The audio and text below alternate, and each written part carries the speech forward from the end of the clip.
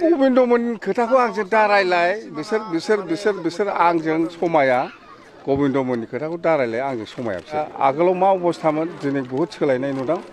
आरो हयथ' मावबावनांगौ बहुद समस्या दंबावो बेखौ आं मावलांगोन आरो जोबोद मोजां सेम्बला बिपिएफआनो देरहागोन बे कख्लाबारि समस्थियाव बेथ' दिनै खोथा नङा बिपिएफआ बानायनाय दालाङानो होन लामायानो होन फाखा लामा दालां बेफ्राव बै प्रमद बर'आ एबसु लंलिब नबदलेण्ड नरेश लिरलाबायदों बेफोरो बबेनिफ्राय मोन्दों फालाय गावनो गामसा गाननानै बड'लेण्ड ट्रेन्सफराव गाखोनानै हाग्रामा महिलारि मुर्दाबाद लिरो जों बानायनाय दालां जों बानायनाय लामानि सायावनो प्रमद बर'आ हाग्रामा महिलारि मुर्दाबाद हाग्रामा महिलारि गो बेक ओमफ्राय एबसु लंलिब लिरलाबायो बेफोरखौ बुजिनो बाखि गैया आगोलाव मा दंमोन जों दिनै मा मावदों गासिबो जेसेबां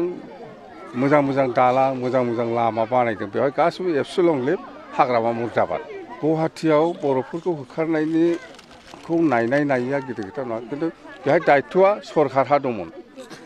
जिहेथु इउपिपिएलआ दिनै आसामाव सरकार सालायगासिनो दं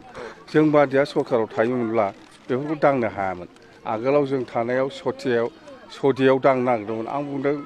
बेखौ बन्द' खालामनांगौ इभेकसन खालामनांगौमोन सतियाव बेखौ जों डाइरेक्ट बन्द' खालाम बेखौथ' हायोमोन सरकाराव दङ माथो सिरि थादों नायाखैबो खबर लायाखै बियो है बे राकेश बिसिनि जाम्बानि खोथाखौ आं दारायलाय राजेश बेफोर जाम्बा बुरबकनि बे बुरबकनि खोथाखौ आं दाराय हा देरहागोन बिराद मोजां 5000 भटआव देरहागोन